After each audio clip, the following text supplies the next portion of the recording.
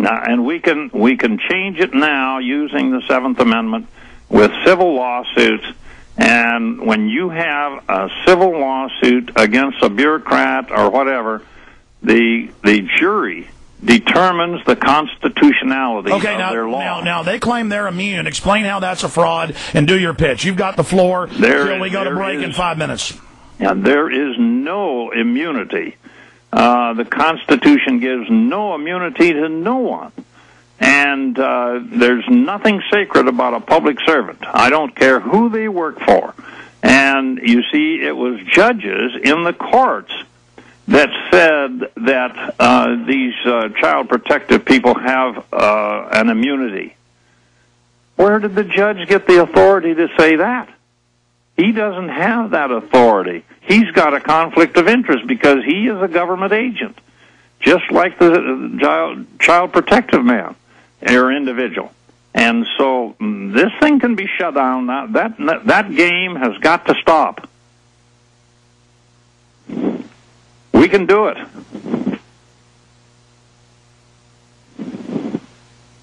Go ahead and continue talking, sir. Yeah, well, I'll tell you, there is so many things out there. All of this zoning and planning. I've been going through this with a new home, and the county and the state. They put in all these rules and regulations, and I told one of these engineers, I said, "You're forgetting something. I'm the king in this castle. I own this property, and I'll tell you what I'm going to do, and you can approve it or not. But we're going to have to, you're going to have to come to the conclusion that you're just a public servant, and you're going to have to understand that. And I'm not about to let the state tell me what I can do and what I can't do, as long as I'm not infringing on somebody else's rights." Keep going, Red. I told you, you got the floor. Well, I'll tell you, I didn't really think about going this long, but of course I really appreciate the privilege, and so I think that perhaps going back and talking about how people need to make preparations for this meltdown that's coming. Food is the key, and it's the most important thing. And if you're in a big city, I'll tell you, I don't want to be in a big city, because some of the anthropologists are saying that if the food distribution system breaks down in this country, and most of it is moved by independent truckers, and if they can't get their money for their loads, they are out of business. And the food distribution system is going to be one of the first things to go. Well, Red, I've had you on probably 10 times over the years and never heard you talk about preparedness and things like this. You've got a keen mind for the future. You really think this is it? I mean, every financial expert I have on say within 2.5, 3 years, guaranteed depression, but you're saying you think it might be even sooner. Oh, I think that all of the indications, as long as we've got the kind of outlaws that we've got in Washington right now, that they want this power, and they're exercising power every day that is not theirs, and it's usurped power.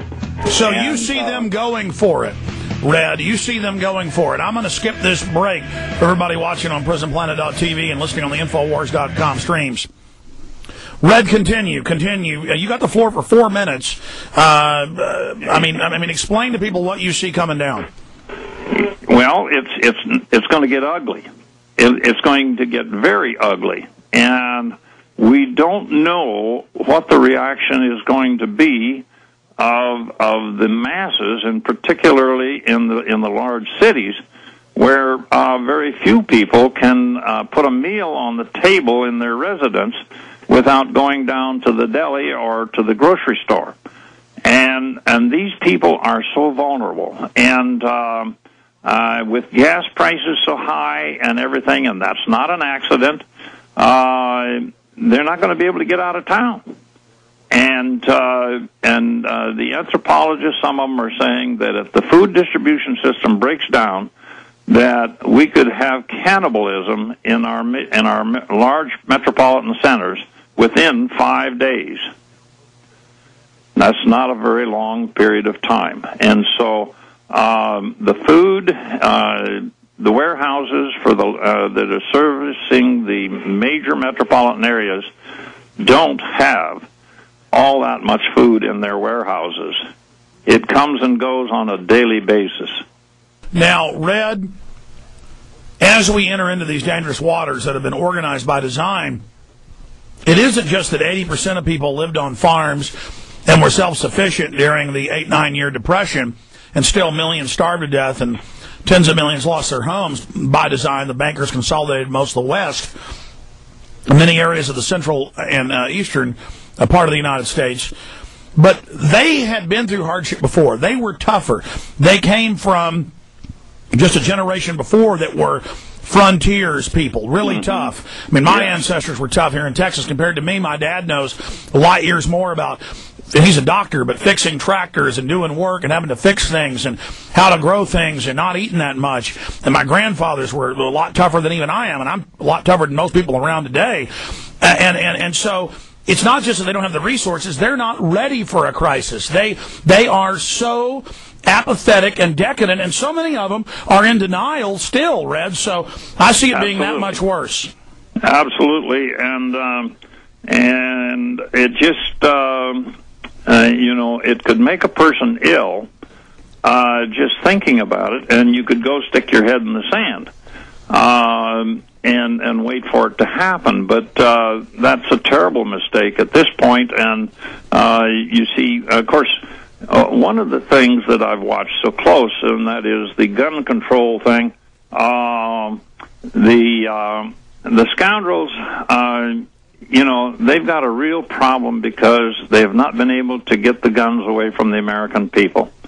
And it's going to be a factor, a major factor in what happens here in the days ahead. And of course, like I said, we're on such a slippery slope right now, and the slope is getting steeper every day, and so it's going to come down. It's going to happen, and let's get what we can prepared and make sure, like I say, it's the food. It's the food thing, and you've got to worry about your children and your grandchildren. Okay, Red, we're coming back to the full audience. This has been 4 minutes with tens of thousands of Internet listeners and viewers, but now we're going to come back to the main AM and FM dial. I am going to give you the complete floor for 5 minutes, then we're going to come back and take calls in the final segment. So, and I turn my mic off. I mean, that way, that's the only way I'm learning to control myself and let my guests talk. So this is Alex Jones controlling himself. We're going to come back, and I want you to talk about whatever you want and give your pitch. Here we go. And who made the grade? And though the news was rather sad, Your chance to talk to Red Beckman in the next segment, 1-800-259-9231. Jeff, Maria, Dennis, C.H., Omar, and others. 1-800-259-9231. Red, you keep talking about in the weeks to come, and I've never heard you talk like this. Ron Paul said 2 weeks ago that something big is about to happen that will basically end liberty in this country. I had him on last week, and he said economic collapse could now happen any week, any month. He's likened it before to a medical thing where somebody's about to have a heart attack. The doctor says it may be a month, it may be in a year, but you're going to die of a heart failure pretty soon. Your heart's shot. Why are you saying, any week? I mean, is there something and then anything else you want to add? Well, it's not just what I know, it's what I see happening on a daily basis. And I see the acceleration. It's the acceleration of things happening so rapidly. And so, I could fill your 5 minutes with stuff, but I would like to have people order my little book, Walls in Our Minds, and I'll send them that extra material. If they send me $5, and it's Common Sense Press, the address is Common Sense Press. Make it just Red Beckman. That's simpler. Just make it Red Beckman, P.O. Box 61, Carrolls, Washington, Carrolls, Washington, and it's 98609. And I want you to get the book, because in the book I explain the difference between a politician and a statesman. I explain the difference between true patriotism and false patriotism.